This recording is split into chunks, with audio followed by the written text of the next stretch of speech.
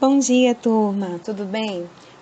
Hoje nós vamos dar continuidade ao assunto que nós começamos a estudar na aula passada, na videoaula que eu passei para vocês na semana passada.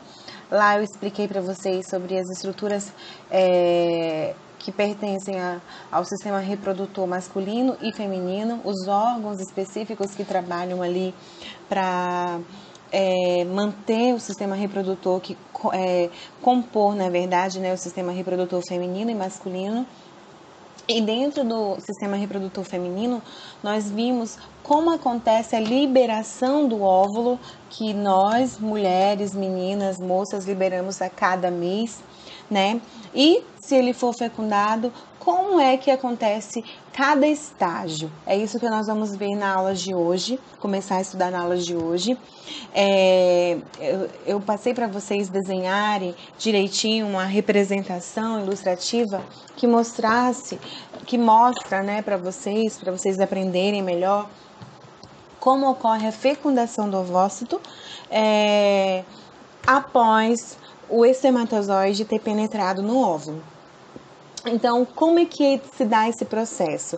A gente já sabe que os ovários, eles liberam esse ovócito secundário que vai ao encontro do espermatozoide. Na verdade, é ao contrário, né? O espermatozoide vai ao encontro do óvulo, né? E ao se encontrar, ele fecunda.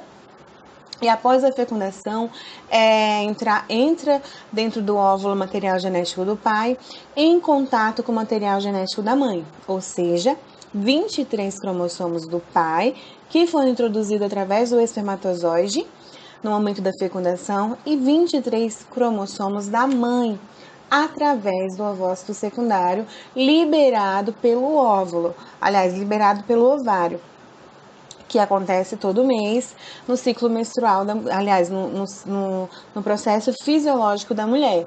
Esse óvulo ele é liberado a partir do primeiro dia da menstruação, no 14º dia ele é liberado, certo?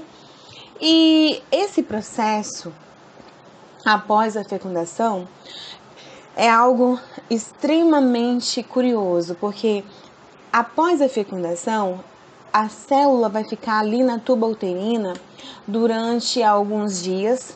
Por isso, muitas mulheres que têm um ato sexual com seu parceiro, com seu esposo, enfim, que por acaso não se preveniu, ela pode tomar a pílula do dia seguinte, porque ela tem um efeito de inibir, né, de interromper uma futura gestação indesejada. Claro, tudo isso sempre acompanhado de algum médico, farmacêutico, para dar as orientações necessárias, né, para as mulheres que já são casadas, já não querem ter uma gravidez que não vai ser bem-vinda naquele momento.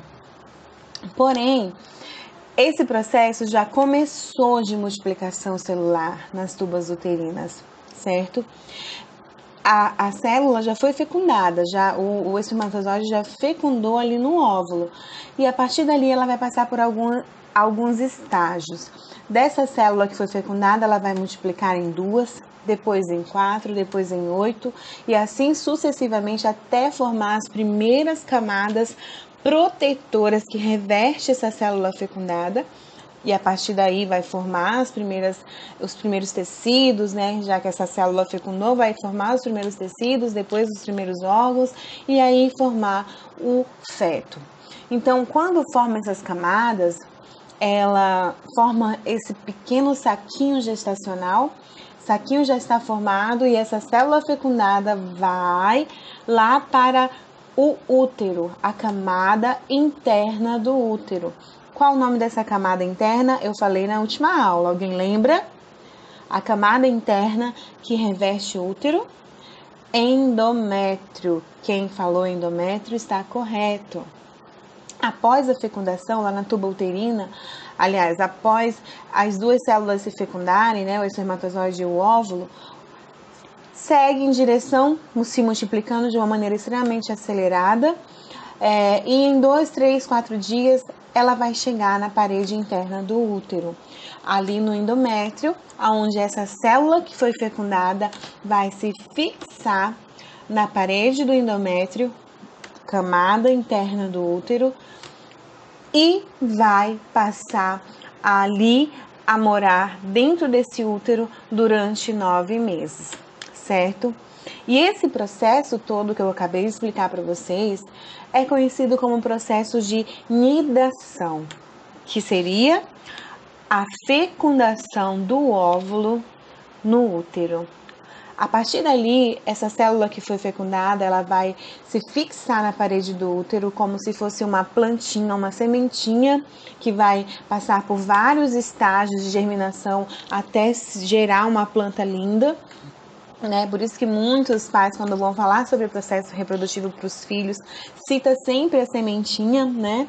Porque a sementinha, ela passa pelo processo de germinação até formar as primeiras folhinhas e assim dar início ao seu crescimento. Assim também é a célula que foi fecundada no útero. Ela se fixa como se ela fosse se enraizar ali, e a partir dali vai passar por vários processos. Esse saquinho gestacional, com 4 semanas, já existe um coração batendo, pulsando, bem acelerado, já existe vida, né? Com 1 mês. E a partir dali, o coração, que é o primeiro órgão a ser formado, justamente por isso, para poder levar a corrente sanguínea, né, os vasos sanguíneos para formar os primeiros tecidos, e a partir da formação dos primeiros tecidos, formar os primeiros órgãos, e a partir dos órgãos, formar os sistemas, depois dos sistemas, formar todo o corpinho completo daquele feto. Então, isso é o processo de nidação, certo? E a partir daí vai começar um processo de gestação naquela mulher, certo? E ainda aqui no livro de vocês tem uma parte muito interessante que fala da reprodução assistida. O que seria, professora, essa reprodução assistida? É quando um casal concebe. Quando um casal ele não consegue conceber naturalmente uma gestação, um filho, a fecundação acontecer naturalmente, entra-se aí um procedimento mais artificial, digamos assim, né? Na fertilização in vitro, o processo de fecundação ocorre fora do corpo da mulher. O espermatozoide e o óvulo vão ser fecundados fora. As células femininas são removidas, ou seja, os óvulos, cirurgicamente e fertilizadas em laboratórios com os espermatozoides, que também foi retirado do homem. Agora chamado de embrião, depois de 4 ou 5 dias, quando já apresenta várias células, como eu falei para vocês, lá em cima no processo de nidação, esse processo acontece dentro do útero da mulher, dentro das tubas uterinas, que vai para o útero. E isso aqui, a reprodução assistida ou fertilização in vitro, é feita fora do útero da mulher, certo? Então, a partir daí, depois de 4 ou 5 dias, quando já apresenta várias células, é implantado por meio de uma cirurgia no útero da mulher. Normalmente, esse ciclo de fertilização in vitro leva entre 4 e 7 semanas e entre 20 a 25% dos tratamentos resultam em nascimentos.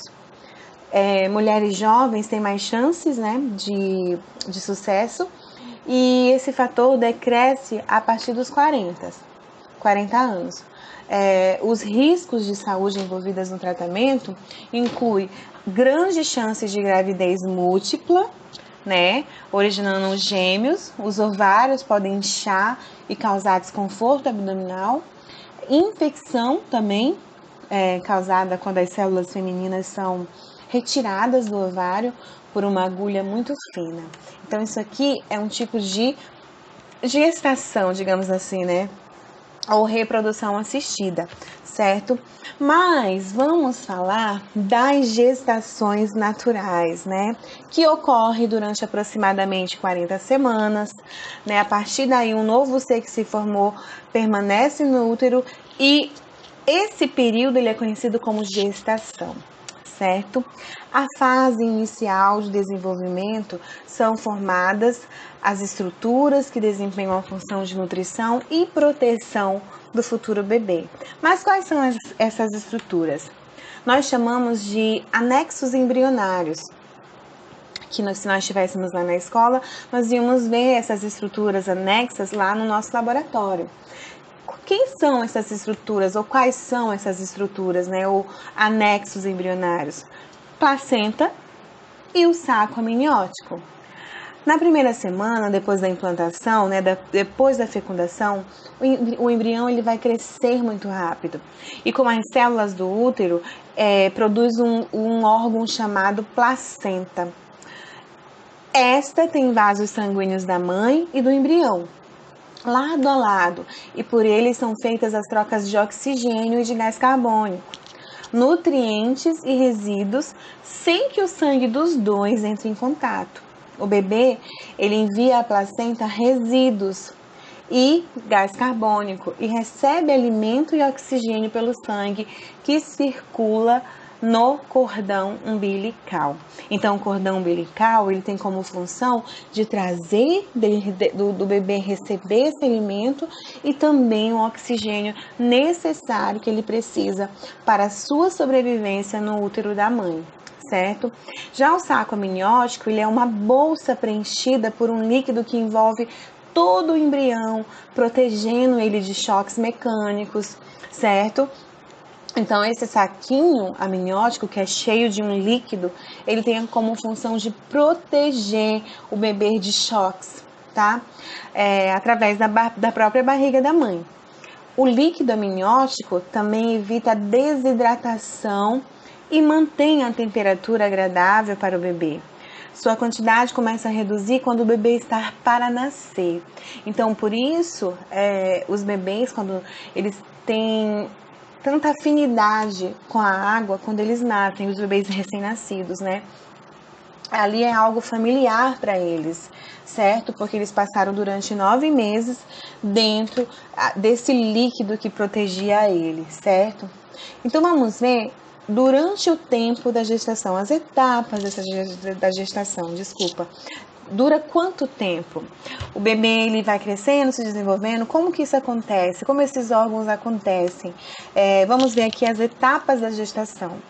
Nos primeiros 4 dias, o embrião tem 16 células, como eu falei para vocês, que são folhetos, né? A gente chama de folhetos germinativos. Ele ainda está na tuba uterina, como eu disse para vocês. Ainda está ali, né? O embrião, a célula que foi fecundada ainda está ali na tuba uterina. Após 5 semanas, o embrião se fixa ali, já está fixado no útero, e a gente já pode ouvir os batimentos cardíacos. Os olhos, os bracinhos, as pernas, elas começam a se desenvolver a partir de 5 semanas, ou seja, 1 mês e 1 semana, né? Com 8 semanas, 2 meses, o feto ele já apresenta os órgãos e os sistemas básicos para a sua sobrevivência. Ou seja, a partir daí, com 2 meses, ele já apresenta os seus órgãos em processos de desenvolvimento. Claro, eles não estão totalmente formados, mas já tem os seus órgãos e os seus sistemas. Ou seja, já tem o sistema cardiovascular, o sistema nervoso, o sistema digestório, respiratório, certo? E a partir de 16 semanas, ele já pode se mover e move a cabecinha, as sobrancelhas e as unhas começam a crescer também com 16 semanas, certo? Então, essas aqui são as principais etapas, né, da gestação.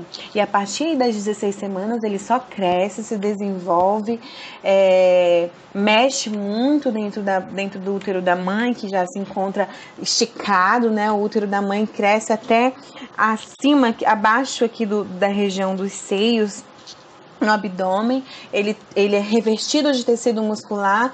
Deus ele é perfeito na sua criação, justamente por isso, para que mais tarde possa alojar um feto e ele se manter protegido ali dentro, ok? Tudo bem até aqui? Ok. Então, assim, e durante a gestação, As mamães, elas devem tomar alguns cuidados esses que são extremamente especiais, delicados, né? Algumas, inclusive, passam por processos de gestação mais delicada, mais invasiva, que precisa de cuidados até mais extremos, né? Claro, gravidez não é doença, mas em alguns casos, algumas mamães precisam ter acompanhamentos mais especiais, certo? Acompanhar mesmo de perto, porque algumas desenvolvem pressão alta, a glicose alterada, né, juntamente com a pressão alta. Então, durante esse cuidado, essa etapa da gestação, tem que ter acompanhamento médico, fazer exames pré-natais, porque aí acaba até descobrindo se pode ter algum problema ou não, né? Ter uma alimentação saudável e equilibrada, não ingerir bebidas alcoólicas, isso é extremamente importante. Não usar drogas e não fumar. Ingerir remédios apenas com a orientação do médico. Pode fazer atividades físicas, sim, leves e também com orientação médica, certo? Porque em alguns casos, algumas mamães acabam tendo deslocamento de placenta. Então, a partir daí, elas não é recomendada atividade física, né? Porque pode causar algum dano. E chegamos nos tipos de parto. Isso é muito interessante, porque nos dias de hoje, muitas mulheres têm optado por partos mais naturais, sem tanta medicação, isso e aquilo. Mas isso é muito relativo e parte de cada uma, claro. Existem mulheres que têm a vontade de ter parto natural, mas o seu corpo, né, a sua fisiologia, a sua genética não permite. Então acabam indo para uma cesariana. Então, no parto natural, o bebê ele sai pelo canal vaginal, impulsionado por contrações musculares do útero. Durante as contrações é avaliado o espaço para o bebê passar e quando elas se tornam intensas, com o esforço da mãe, a criança é impulsionada para fora. Depois da expulsão do bebê e do corte do cordão umbilical, o útero se contrai e expulsa a placenta. Isso é um parto normal, um parto natural, também conhecido, né? E um outro tipo de parto é quando acontece em algumas ocasiões que o nascimento ocorre por meio da cesariana. Um procedimento no qual é feito um corte na região abdominal da mulher, ali perto da pelve, né, do útero, e retira um bebê. Logo depois de nascer, o bebê começa a se alimentar do leite materno e esse ato é um ato lindo, encantador, mágico da mulher, porque é ali que acontece o processo conhecido como amamentação e gera um vínculo muito forte entre a mãe e o bebê, certo? Fora os nutrientes que ele necessita para começar o seu processo de crescimento fora do útero, né, de uma maneira saudável. Então, nos primeiros 6 meses é primordial o leite materno. Claro, existem casos que o bebê nasce com alguma intolerância, com algum problema, ou não consegue, ou a mãe não consegue estimular, ou o seu corpo não consegue estimular as glândulas mamárias. Aí sim, os médicos recomendam outro tipo de leite, certo? Ok, tudo bem até aqui? Ok, e como nós falamos de reprodução, tipos de gestação, tipos de parto, não tem como falar disso sem falar do nascimento de gêmeos, certo? E eu tenho certeza que vocês têm amigos, parentes, alguém próximos de vocês que são gêmeos, né? Então, vamos entender como que acontece a gestação de gêmeos. Os gêmeos, eles podem ser de dois tipos. Dois tipos, professora? Sim, dois tipos. Os gêmeos podem ser idênticos, também conhecidos como gêmeos univitelinos. Então, univitelinos são gêmeos idênticos. Unificado, junto, grudado, parecido, né? O próprio nome já traz o significado.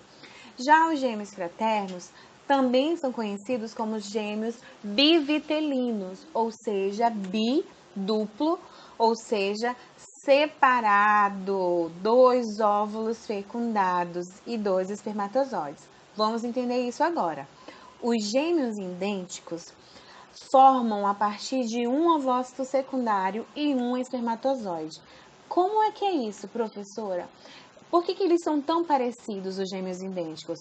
Porque eles foram gerados a partir de uma célula fecundada, de um óvulo liberado pela mãe e de um espermatozoide que encontrou o óvulo. O que acontece durante todo o processo de fecundação dessas células, aconteceu uma duplicação desse material genético, gerando então 2 células a partir daí, dentro do útero da mãe, no processo de nidação. No processo de multiplicação que acontece ali nas tubas uteranas, que eu expliquei agora há pouco para vocês no processo de nidação, essas células se duplicam, certo?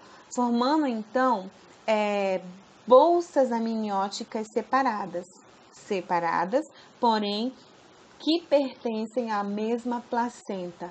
Eles estão compartilhando a mesma placenta, a mesma raiz embrionária, digamos assim, porém de bolsas amnióticas separadas, porque ela duplicou, certo? Ela se multiplicou. Então, os gêmeos idênticos, ou também chamados univitelinos, acabam tendo características físicas tão parecidas, né? Idênticas, assim falado. Já os gêmeos fraternos, fraternais ou bivitelinos, eles são gerados a partir de 2 óvulos fecundados, ou 2 ovócitos secundários fecundados, e 2 espermatozoides que ali encontram esses 2 óvulos. Algo raríssimo de acontecer, porque nós mulheres liberamos um óvulo a cada mês. Então, nesse dia, aconteceu das minhas tubas uterinas liberar 2 óvulos e eu engravidar de gêmeos, certo?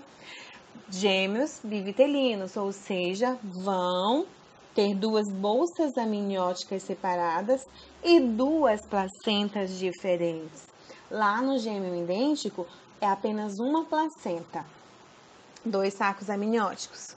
Gêmeos fraternos, 2 placentas, 2 sacos amnióticos. Entenderam essa parte? Muito simples de compreender, não é verdade? Então, agora, vocês vão realizar a atividade da página 58 e 59, ok? Beleza? Tudo bem até aqui? Então, certo. Realizem essa atividade, são 4 questões.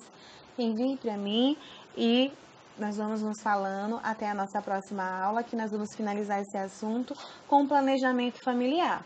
E eu não esqueci do nosso projeto da gravidez na adolescência, tá? Já estou planejando um meio da gente fazer mesmo em casa.